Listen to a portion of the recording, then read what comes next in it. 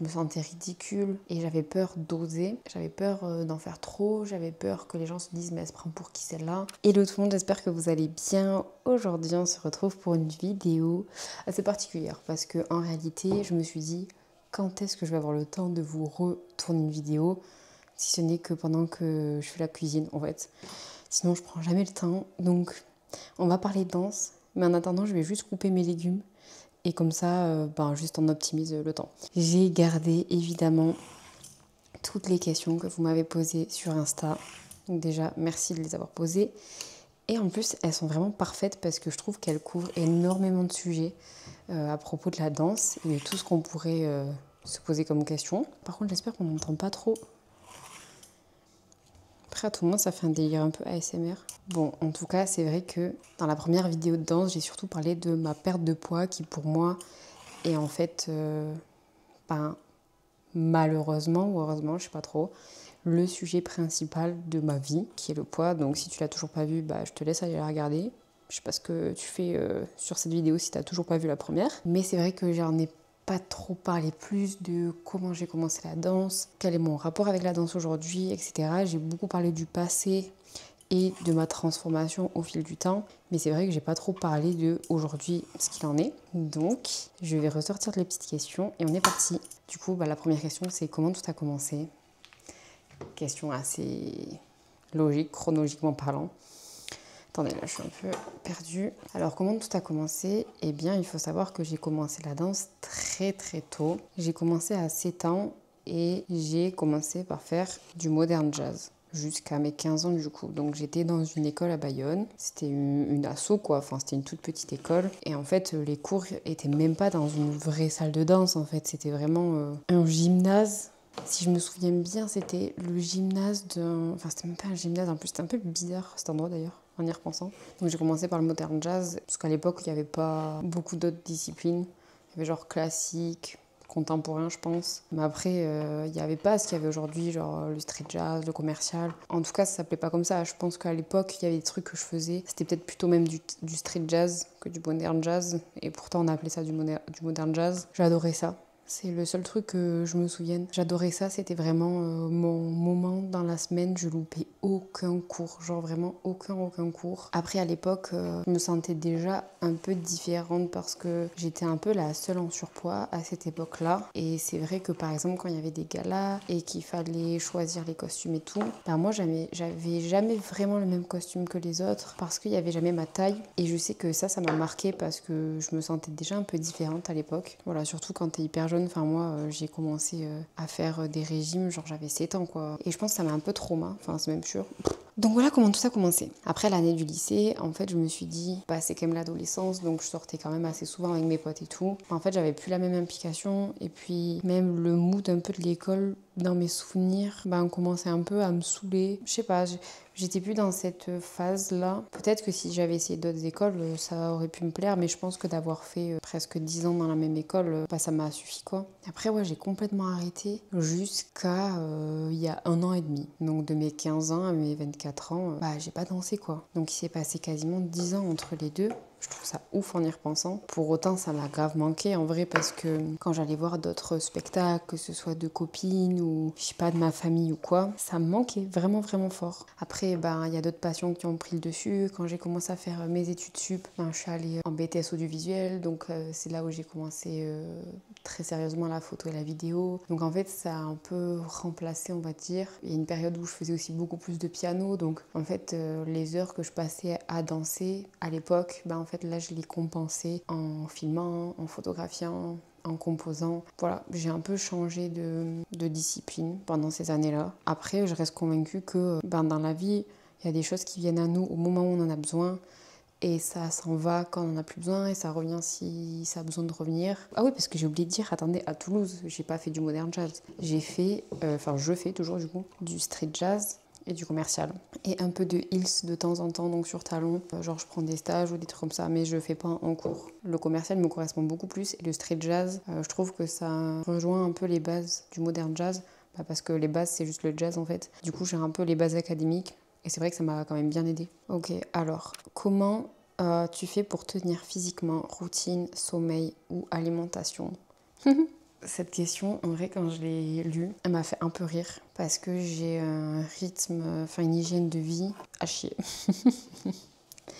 Franchement, je suis loin d'être un exemple. Là, je suis en train de couper des légumes, mais sachez que si je le fais, c'est parce que justement, c'est très exceptionnel et que c'est généralement pas trop ce que je mange. Je mange beaucoup de féculents, beaucoup de gras, de mauvais gras. Je me suis calmée avec le temps parce que avec le SOPK, ouais, j'ai beaucoup d'inflammation, donc j'évite de faire trop de mal à mon corps, mais c'est dur. C'est dur parce que j'aime trop la bouffe. Je suis beaucoup trop accro au chocolat, au sucre. Avant, je l'étais pas autant, mais là, vraiment, ça fait quelques années que le sucre, c'est un souci pour moi. Du coup, ce qui fait que je peux manger un dessert par-ci, une glace par-là, avec les copains danseurs, à la fin des cours. On va aller chercher un McDo parce qu'il est tard et que c'est le seul truc qui reste ouvert. Donc bon, c'est vrai que j'ai pas une hygiène de vie exemplaire. Au niveau du sommeil, franchement ça peut aller parce que même si je finis mes cours assez tard, c'est généralement entre 23h et minuit, même si je me couche vers minuit, 1h du mat. Comme je travaille en télétravail, en fait le matin je peux bien dormir. Ce que je veux dire, c'est que je perds pas du temps dans les transports ou dans la voiture.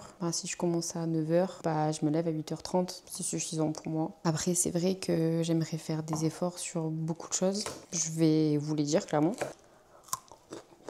J'ai plein d'efforts à faire à ce niveau-là parce que là, pour l'instant, mon corps tient à peu près, mais la cadence commence à vraiment augmenter quoi. De sûr, toutes les semaines, je fais quasiment 10 heures de danse et selon les semaines, enfin là, il y a 2 semaines exceptionnellement, j'ai fait genre 30 heures de danse dans la semaine. Donc ça commence à faire beaucoup, mais typiquement sur ce genre de semaine-là, je le remarque plus que mon hygiène de vie, elle est pas terrible parce que par exemple, je bois pas du tout assez d'eau et ça c'est un problème de toujours. Alors la danse me fait beaucoup boire. Quand je suis à la danse, je bois beaucoup. Mais il faut savoir que quand on fait beaucoup de sport, il faudrait boire le double du coup de ce qu'on boit, vu qu'on l'élimine pendant l'effort physique. Donc là, je sais pas, par exemple à la danse, je vais boire 1 litre, 1 litre et demi, genre en 1h30, mais c'est tout quoi. C'est le seul moment où je vais boire de l'eau et le reste du temps, je bois pas. Et déjà, je sais que c'est très mauvais pour mes articulations, pour mes muscles, pour la récupération, genre vraiment, c'est pas terrible du tout, du tout, du tout. Et aussi, ça me fait penser que j'ai eu des douleurs chroniques au dos, au lombaire, qu'on a réussi à me soigner que là récemment, alors que ça faisait quasiment 2 ans que je souffrais à mort. En fait, pour vous dire, tellement je souffrais, ça devenait habituel au quotidien. Enfin, en fait, je sentais même plus que j'avais mal, tellement j'avais mal tout le temps. Et j'ai été voir un chiro incroyable qui m'a fait presque disparaître la douleur en genre 4 séances. Donc du coup maintenant c'est vrai que j'ai une routine un peu différente par rapport à ça, en tout cas pour mon corps. C'est que je fais des étirements tous les jours. Déjà j'en fais quand même beaucoup à la danse, donc j'en fais déjà 5 fois par semaine. On fait échauffement, étirement, abdos, gainage. Donc ça permet quand même déjà de bien préparer le corps. Mais en dehors de ça, moi c'est sûr qu'il faut que je continue à l'entretenir parce que sinon il en peut plus quoi, genre même hors des heures de danse, avant que le chiro arrive à me soulager mes lombaires, je peux vous dire, genre je rentrais de la danse, c'est pas une blague, genre je rentrais, j'étais comme ça, genre comme une mamie, et genre je marchais comme ça et tout. J'avais trop mal, je pouvais même plus me cambrer, enfin c'était l'enfer. Et maintenant j'ai quasiment plus de problème, alors c'est sûr qu'il faut que je sois sérieuse parce qu'il me donne... C'est pas du tout là qu'il fallait que je mette. Ah non mais j'ai mis les déchets dans les bonnes carottes, mais... Je suis pas concentrée. Il faut que je fasse tous les jours, donc il faut que je sois quand même hyper rigoureuse. Les étirements, les exercices tous les jours. Après, je sais complètement tout ce qu'il faut que j'améliore, mais c'est vraiment pas facile. En fait, j'ai tellement de problématiques à traiter que je crois que je sais même pas par où commencer. En fait, mon hygiène de vie, elle a pas tant changé que ça par rapport à avant, ce qui fait que déjà de base, c'était pas ouf. Mais là, l'avantage, c'est que du coup, je fais beaucoup d'activités physiques par semaine, ce qui en fait équilibre un petit peu quoi. C'est-à-dire qu'avant, je pouvais manger n'importe quoi, pas boire d'eau, et en plus pas bouger de la journée de ma chaise, vu que je travaille chez moi en télétravail sur mon ordi toute la journée. Ça, sans activité physique du tout, en mangeant mal, en ne buvant pas, je peux vous dire qu'à 40 ans, je me lève plus du tout quoi. Et au final, la danse, c'est un peu rééquilibré et du coup, ça me donne quand même aussi envie de mieux faire attention à mon corps parce que je le vois pendant les cours. Quand on va prendre des courées, il y a certains mouvements ou certains exercices que j'arrive pas à faire correctement parce que je sais que c'est ma condition physique qui m'en empêche. Et donc du coup, oui, forcément, les répercussions de mon hygiène de vie, quoi. Donc ça fait quand même réfléchir et tu vois très rapidement l'impact que ton hygiène de vie a sur toi quand tu fais une activité physique intense. Donc désolée si vous attendiez des conseils de ma part, mais je suis pas vraiment la meilleure personne pour parler de ça. Alors là, il y a deux questions qui se rejoignent un petit peu, je trouve. Comment arrêter de se comparer aux autres qui ont un meilleur niveau et comment se lâcher. Je sais pas par laquelle commencer. Au bout d'un moment, de toute façon, mes réponses vont se croiser parce que pour moi, c'est un peu lié. Mais je vais déjà commencer par répondre à comment arrêter de se comparer aux autres qui ont un meilleur niveau. Franchement, je parle en connaissance de cause parce que je suis quelqu'un qui me compare beaucoup, surtout quand c'est sur des choses qui me tiennent à cœur, donc là en l'occurrence la danse. Enfin, en fait, que ce soit la danse ou n'importe quel autre domaine de la vie, moi quand je fais quelque chose, je veux que ça soit bien fait, très bien fait, et je veux être genre la meilleure dans mon domaine. Du coup, c'est très frustrant parce que qu'est-ce que c'est être meilleur pour qui, aux yeux de qui? Enfin, en fait, c'est très abstrait. Je pense que la meilleure façon de se comparer, c'est de se comparer à soi. Parce qu'en fait, tu pourras jamais avoir le niveau de quelqu'un d'autre. En fait, tu auras beau faire, imaginons, tous les cours comme la personne à côté de toi qui a, selon toi, un meilleur niveau. Tu fais tous les cours comme elle, le nombre d'heures équivalent, la même hygiène de vie, les mêmes fréquentations, tout.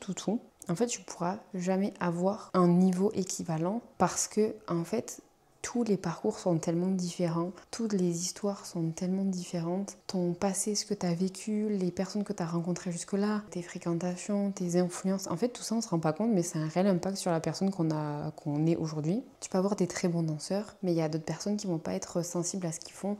En fait, c'est pour ça que je dis que c'est un peu abstrait parce que, oui, tu vois bien quand quelqu'un danse bien, mais c'est pas pour autant que ça touche tout le monde. Par exemple, si tu vois un danseur, enfin quelqu'un danser, oui, forcément, tu auras un premier réflexe à te dire, bah oui, cette personne, elle danse bien, mais en fait, j'ai du mal à répondre à cette question parce que, mais ça, tu le comprends aussi à force de danser, de traîner avec des danseurs et tout, mais c'est très personnel. Et moi, des fois, je peux être plus sensible à quelqu'un qui danse moins bien, mais qui a quelque chose à partager et qui montre sa vulnérabilité et qui est vraiment dans la démarche de partager quelque chose avec toi, plutôt qu'un très bon danseur mais qui a que la technique. En vrai, oui, c'est vrai que ça fait un effet waouh, mais en tout cas, moi personnellement, genre ça dépend vraiment de tout le monde. Mais moi, je sais que je suis peut-être moins sensible à la technique et je fais beaucoup plus attention à la manière de comment la personne elle veut te transmettre quelque chose. Et moi ça m'a beaucoup aidé à arrêter de me comparer parce que la technique c'est quelque chose, mais moi si je fais de la danse c'est parce que ça me fait du bien, parce que j'ai envie d'exprimer des choses avec mon corps que je n'arrive pas à exprimer autrement. En fait c'est tout un panel de choses qui est très personnel et je trouve que de se comparer ça nous éloigne de la raison pour laquelle on danse, qui à la base est juste danser. Et honnêtement, je dis ça en connaissance de cause et je sais qu'on aura beau se dire ça, il y a des moments où on finira peut-être par se comparer. Moi encore aujourd'hui, quand je vois quelqu'un qui selon moi danse mieux que moi, bah forcément je me dis waouh, cette personne elle en jette, genre ça me donne envie de danser comme ça. Mais du coup, moi je le transforme en motivation. C'est de l'inspiration et c'est pas de la comparaison négative, c'est-à-dire que j'en deviens pas jalouse. Ça, c'était le cas quand j'ai recommencé la danse, en vrai de vrai. C'est pour ça qu'aujourd'hui je dis ça, parce qu'en fait, ça ne peut que mal finir si ta comparaison, c'est de la jalousie, c'est de l'envie, mais dans le mauvais sens du terme. Il faut vraiment réussir limite à transformer cette comparaison en quelque chose d'inspirant et en te disant, ok, ben là je me compare, qu'est-ce que je trouve de bien chez la personne en face, pourquoi j'aime ce qu'elle dégage, comment moi je pourrais me l'approprier. Est-ce que si ça me touche chez elle, c'est parce qu'en fait ça fait refléter des choses en moi. Enfin, en réalité, on se rend pas compte, mais c'est aussi très mental, la danse. Et je pense que se comparer, c'est bien uniquement si ça te fait progresser et que ça te met pas à mal. Donc, ça ne répond pas du tout à la question, qui est comment arrêter de se comparer. Je pense que c'est humain en vrai de se comparer. Là, je découpe plus rien parce que c'est prêt là déjà. Donc oui, je disais, c'est totalement humain de se comparer. Je pense que c'est important de savoir transformer cette comparaison en quelque chose de positif. Et te demander aussi pourquoi tu te compares. Est-ce que c'est parce que cette personne, t'as l'impression que elle t'éteint? Est-ce que t'as l'impression que tu pourrais faire plus et du coup t'es frustré de faire moins? Enfin, tu vois, il y a aussi la source de ta comparaison. Et je trouve que c'est important aussi de le conscientiser pour ensuite réussir à le régler. Voilà. Du coup, en vrai, ça me fait répondre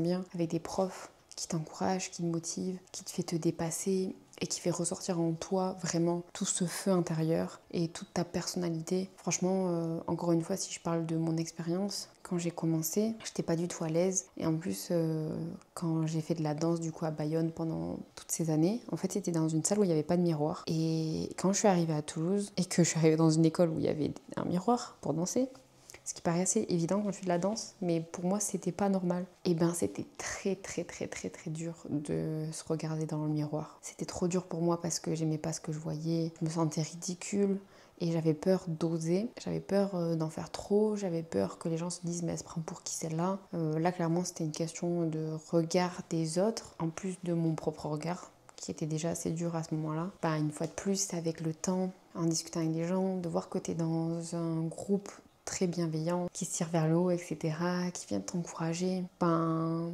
tu finis par lâcher prise. En fait, moi, je pense que je parle avec mon expérience parce que je suis très bien tombée. J'imagine que c'est pas le cas pour tout le monde et c'est pour ça que j'insiste sur le fait de trouver une bonne école avec des bons professeurs. Ben, en fait, c'est comme à l'école, quoi. Tu peux être passionné par une matière, mais si tu tombes sur un prof pourri, bah, tu vas pas suivre de l'année et tu vas pas du tout être intéressé par ce qui se passe, tu vas pas être impliqué, tu vas pas progresser. Bah, pour moi, pour la danse, c'est pareil en fait. Le prof, c'est trop important, les élèves qui sont là avec toi, c'est trop important.